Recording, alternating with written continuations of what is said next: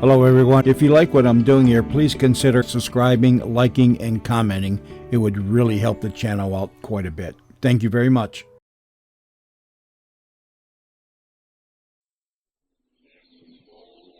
Look, there's the thousand-headed man. He's opening that basket. He's pouring something out. Looks like a big brown rope. Wait, that's not a rope. Get back. Get back!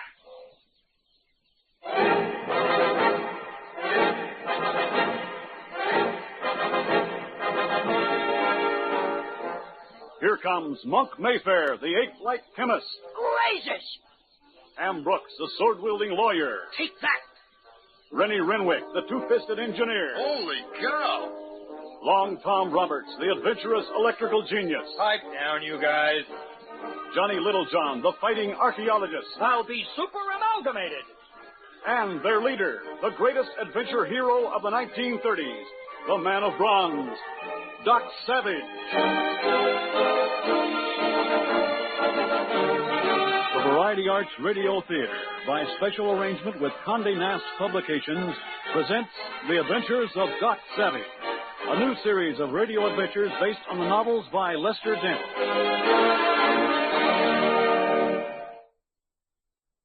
Today, The Deadly Treasure, Chapter 6 of the amazing story, The Thousand-Headed Man. Doc Savage has finally reached the lost city of the legendary Thousand-Headed Man, along with Lucille Copeland, daughter of explorer Calvin Copeland, whose ill-fated expedition Doc hopes to rescue. Suddenly, Lucille disappears, victim of the weird hissing danger which earlier caused Doc's men to also vanish. Looking for her, Doc and Rennie stumble across the villainous Oriental Sen Gat and his henchman Evel. Sen Gat tries to bargain with Doc for 2 of the black sticks, which are the only protection against the Thousand-Headed Man. When Sen Gat and Evel are dragged from sight by unseen captors, Doc and Rennie give chase through one of the city's weird buildings, where they are suddenly confronted by the towering figure of the Thousand-Headed Man. Doc! Right in front of us, in the light ahead. It's the Thousand-Headed Man! Stand back, Rennie. I have a grenade. Hit the deck!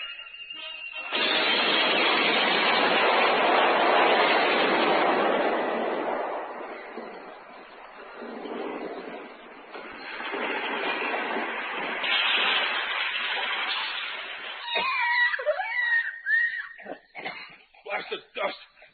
Boy, you practically brought the ceiling down on top of the Thousand-Headed Man. No, I threw the grenade short. I just wanted to stun him. Well, looks like you missed him completely. There's just a lot of fallen blocks and rock dust. Let's get after him. The Thousand-Headed Man sure was a monster. He's everything Lucille Copeland claims she saw. A giant brown native with countless wart-like heads covering his body. But did you see his loincloth? It was covered with rubies and emeralds. Doubtless taken from the treasure Sen Gat is after. Up ahead. There he is, Doc. Come on. He's just standing there, waiting for us. We'll tackle him. I'll hit him high, you grab his legs. Go.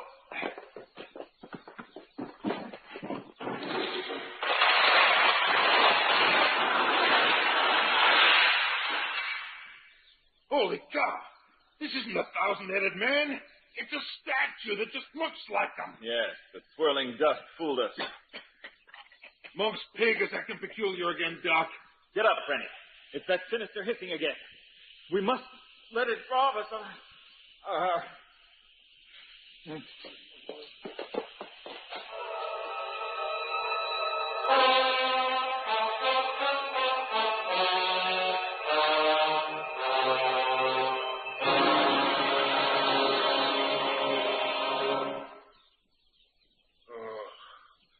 We're hidden.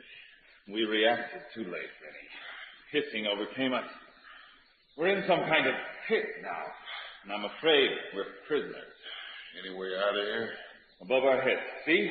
Those stone bars in the ceiling? They look kind of strong. But they're only a few feet above my head. Roll over on your hands and knees. I get you. You stand on my back, and maybe you can reach those bars. Right.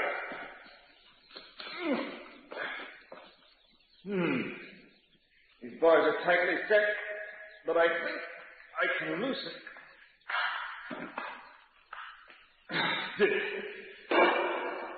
That's one. Let me try another. I've got more leverage. Now. All right. There's enough room for me to squeeze between these bars.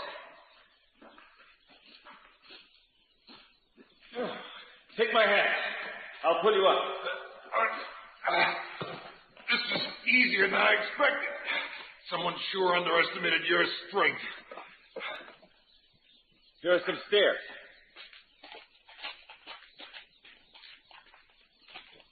Hey, sunlight. We're outside. Yes. The sun's sure hurting my eyes. See where we are? We're in a plaza of some sort. Yeah. I can see now. This must be the center of the city. Holy cow. Doc, look at that. I see it. It's another pagoda. Except the others were covered with carvings of hands and feet and teeth. But this one's covered with heads. The entire pagoda is in the shape of a huge, squatting head, and those smaller heads are gold, or at least gold-plated. Let's get closer. Look at the size of the thing, huh? Doesn't it look like the thousand-headed man's ugly kisser? There is a resemblance, but I'm more interested in those golden heads adorning the face. Doc, this head's got ruby eyes. And there's a sapphire on its forehead, a big one. They all have jeweled eyes, and if you look closely, you'll see they have diamond teeth. I don't believe it. There must be hundreds of these heads. This is the secret that lured Calvin Copeland to make his second ill-fated expedition, and the treasure that Sengat was willing to kill for. But we still haven't found Calvin Copeland, or his daughter and Rex Maples, not to mention the rest of our group. Yeah. See, I just noticed. Habeas isn't with us. No, we lost him when that hissing power came over us. That's another mystery we gotta solve. Obviously, it's something the thousand-headed man controls. I suspect wherever we encountered it, he was lurking nearby. You'd have to be pretty quick to be in all those places at once. Shh. Listen. Something's coming this way. Around this corner, quickly.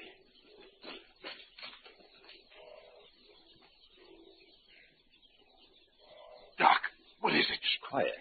They'll pass us in a minute. Doc, it's the thousand-headed man. He's walking right by us. Look. Holy cow. Another one. Another thousand-headed man. There are several of them, walking in a line and chanting that Indo-Chinese dirge. Look at them. They've all got thousands of heads all over them. And they're each balancing baskets on their heads. Yes, covered rattan baskets. Doc, here comes a white man. They've got a rope tied to his neck like a dog. I see him.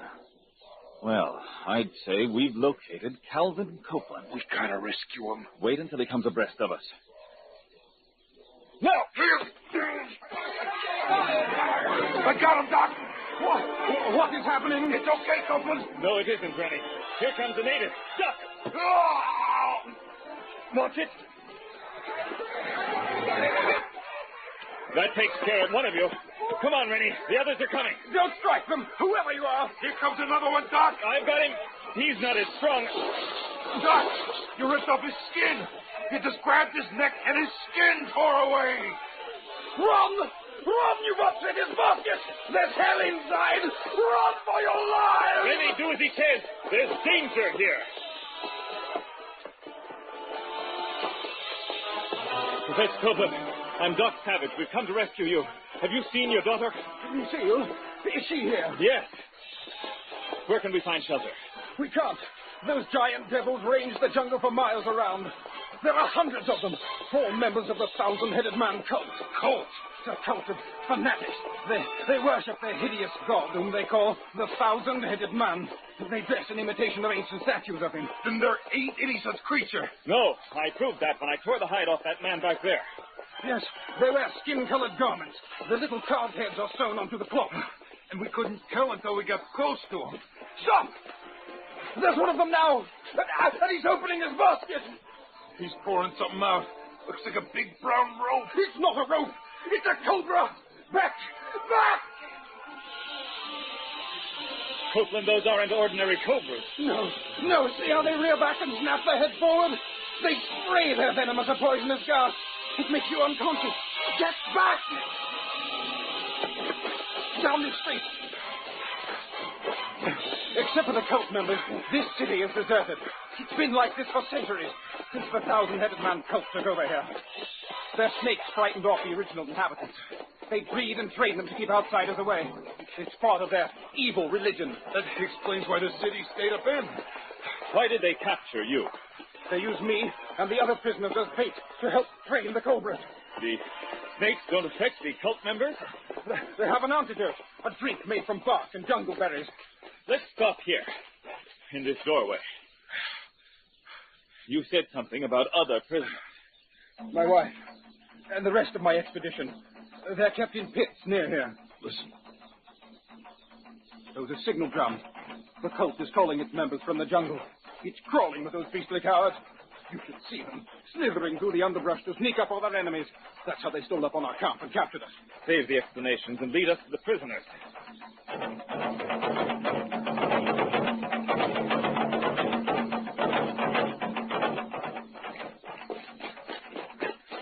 The pits are here. Those barred lids are like the ones over our cell. Here, Rennie, give me a hand. It's my wife. And there's my pilot, Malone, and my mechanic. Help them out, Rennie, while I get the other lid. Right.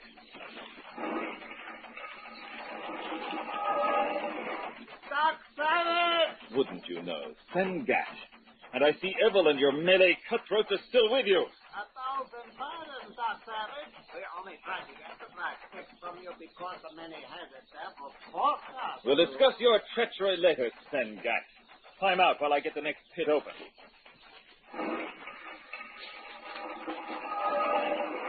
Doc! Monk, I knew you'd come. who's with you? Most everybody. Ham, Johnny, Long Tom, Rex Maples, and Lucille Copeland. And Habeas, too. They just threw him down. Everyone out. We haven't much time. The whole thousand-headed cult is after us. Cult? What's this about a cult? Later, Ham. Hurry, Johnny. Give me your hand, Miss Copeland. Thank you, Mr. Savage. Man, were we in there a long time. They gassed us back near the river when we chased Miss Copeland's voice into the jungle. There's that Evil character. Am I going to clean his plow? Here, now. None of that.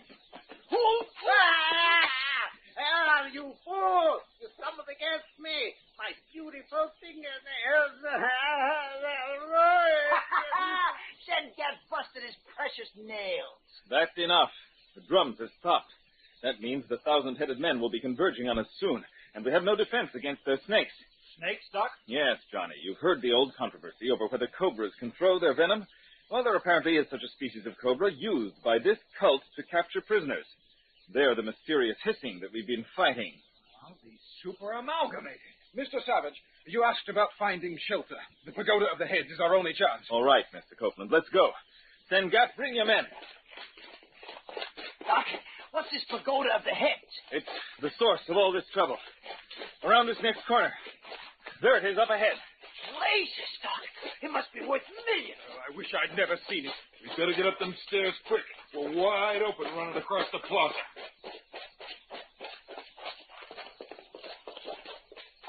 Look at the inside of this joint. It's full of treasure. By my ancestors. But where are Doc, the plaza is infested with thousand-headed personages. They're firing arrows at us. Not just ordinary arrows. They're firing flaming arrows. What are you so excited about it? Stone pagodas don't burn. Yeah, our plane did. Remember that fire that came out of the sky and destroyed it? They probably opened the gas tank and then sent down a flaming arrow. We saw the falling fire, but not the arrows. From a distance, it looked unreal. Shots! Oh. Sengat, he and his melee crew have disappeared. Stay where you are near the entrance. We have come now, thanks to the snake men. They stole the Copeland expedition's equipment here. What do you want, Sengat? Your cooperation. You will stay, my men and myself will leave by another exit. Farewell! That heathen! He's going to leave us to these snake jumps. We're better off without him, Monk. And the sound of the gunfire frightened the cultists. See, they've retreated. I guess we waited out then. Mr. Savage, what are those sounds? From the sound of it, I'd say Sengat and his villains are looting the pagoda. Oh, that gold. Those jewels ending up in Sengat's hands. You want to try and stop them, Maples? Be our guest. Copeland, Yes. I'm still puzzled over those 3 black sticks. You told your daughter they were keys to safe passage in and out of here. Yes. They were an antidote to the cobra venom. You see, the venom affects its victims through the pores of skin.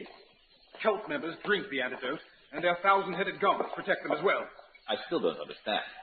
During my original expedition, I caught one of the brown devils who was carrying a bag filled with bark and berries that make up the antidote. I returned to London with it, and I experimented until I compounded a black, rubber-like substance. Out of which you molded the 3 black sticks. Exactly. Yet when you returned to Indochina, you never explained this to Rex Maples or your daughter. No. And it led to my capture, I know. But I was ill with fever, and it made me irrational for a time. Your daughter explained that. Yes, well, I was afraid that someone might try to beat me to the Pagoda of the Heads and its treasure. So I kept everything a secret. That wasn't the clearest of thinking. I know that now. Did I hear someone mention the black sticks? Yes, Monk. I assume they were taken from you when you were captured. Wrong. What? I fooled around with the things back in the jungle. Figured out there was some kind of compound and discovered that heat would liquefy them. So I figured out a way to keep them on me so no one could take them away. Well, how's that? I melted them down. Where are they now? Let me unbutton my shirt. There. See my undershirt? Your undershirt is black. Yeah, but it used to be white. I soaked up the melted sticks with it. All we gotta do is melt the black stuff out of my shirt. Will that work, Copeland? Oh, yes. The liquid is all we need. The solid form was just for convenience. Well, let's start a fire. Hey, Doc, I think Sam Gant and his crew are taking off now. They must have all the treasure they can carry. Good, Rennie. You watch their escape while I build a fire. I have some matches in my watch pocket. There goes Sam Gant across the bluff. Boss, look at those thousand-headed guys scattered. They're sure afraid of guns. Sam Gant's heading for the river. Looks like he's got to make it. Are you coming, Doc? I have a fire going. We can use this golden urn to catch the liquid from your undershirt. It's working, Doc. The black stuff is turned into water. The antidote liquefies very quickly, as you can see. Yes. There, that should be enough. Everyone line up for a drink. You first, Monk. Yuck! Tastes like tar. That's enough. Give the others some. The antidote will take effect almost immediately. Good. Has everyone had a sip? Yeah. All right, then. We'll make a dash for the river just as Sengat did. We're not armed, but we have the advantage of being immune to the cobra venom. There may be some fighting, but we can handle it. I know I can. Let's go.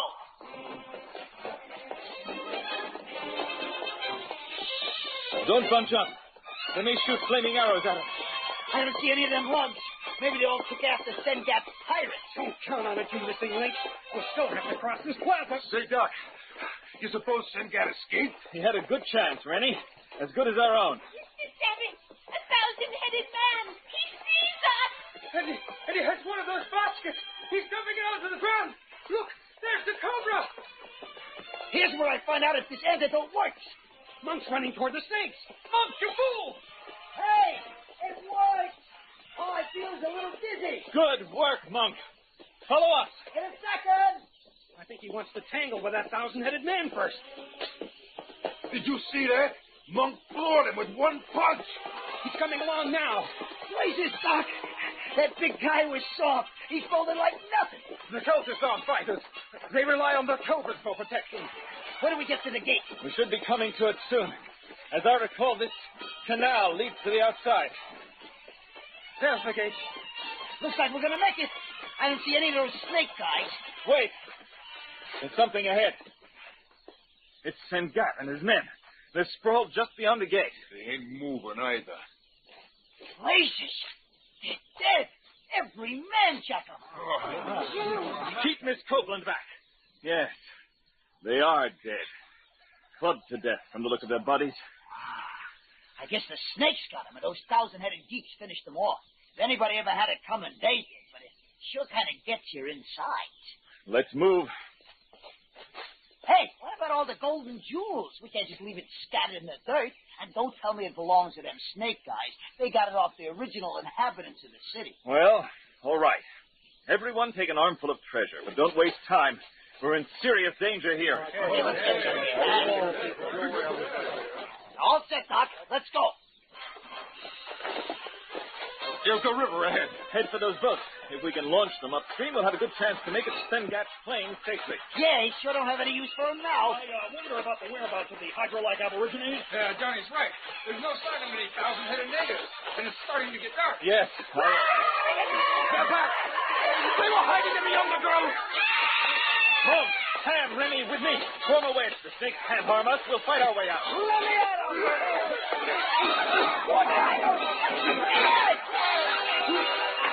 Try to club me up. That's right. These soldiers can't fight. Don't underestimate them. They did a job on Sengat. Snakes knocked him out, you mean? Look down. They're going to finish him off. Not yet, they ain't.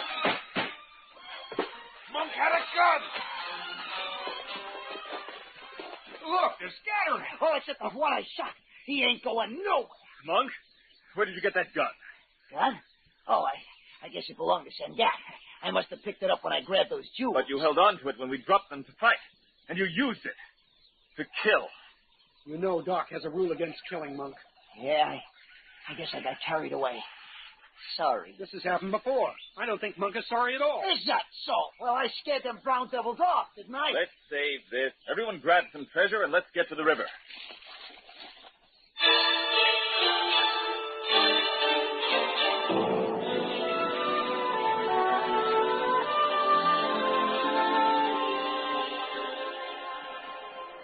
It's a good thing Sengat brought a big plane.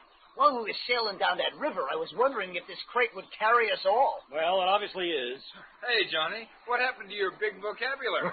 I'll bet this adventure scared it out of them. It wouldn't be the first time. I certainly look forward to seeing the United States again. At least there, things don't smack of the supernatural. Yeah, not as long as we're hooked up with Doc. This kind of stuff just seems to find him wherever he goes. Mr. Savage, I'm very sorry for all the trouble I've caused. I want you to know that I want no part of the treasure from the Pagoda of the Head. Nonsense, Mr. Copeland. When we reach civilization, we'll divide the treasure. Half will be for you and the other expedition survivors, and the other half will be used to build schools and hospitals in Indochina. But, Mr. Savage, what do you get out of it? Believe it or not, Miss Copeland, we get some fun out of this sort of thing.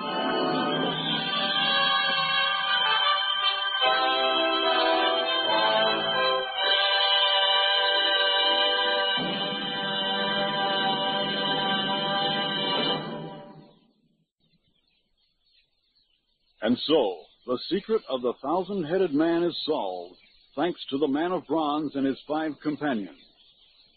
But even as they wing their way back to America, Doc, Monk, Ham, Rennie, Johnny, and Long Tom know that new calls to danger will surely come.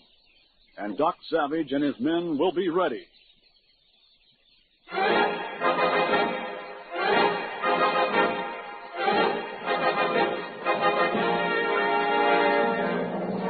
The Thousand-Headed Man was written by Lester Dent and adapted for radio by Will Murray. Featured in the cast were Daniel Chodos, Bill Ratner, Art Dutch, Scott McKenna, Bob Farley, Robert Towers, Kenneth Mustin, Ann Ross, Michael McConaughey, and William Irwin. Also heard were Glenn Shaddix, Douglas Kohler, and Bob Lyons. Sound effects were created by David Surtees, assisted by Jerry Williams. Production assistance by Samantha Kimmel and Doris Christie. Engineering by Denny King.